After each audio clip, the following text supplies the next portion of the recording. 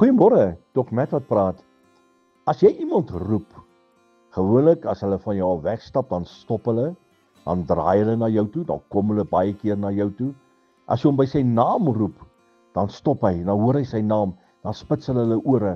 Maak nie saak of dit nou 'n jong babietjie is of 'n senior persoon nie, as hy sy naam hoor, dan staan hy normaalweg stil en dan kyk hy, wie roep my? Wie luister na my?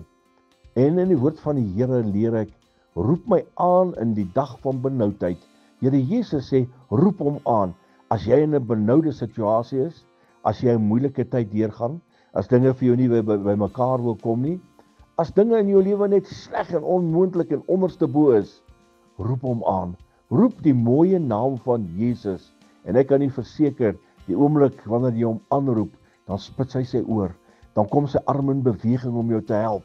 Maar roep hom aan in die dag van benoudheid. Maak nie saak wat jou benoudheid is nie. Maak nie saak wat se omstandighede jy deurgaan nie.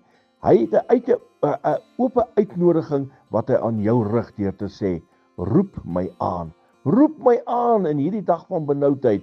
En dan sê die tweede gedeelte, ek sal jou uithelp. So hy wil jou uithelp uit jou omstandighede. Hy wil jou uithelp uit noodheid. Maar roep hierdie koning aan. En ek kan nie verseker, jy gaan nie beskaamd staan nie. Herlewingsgroete.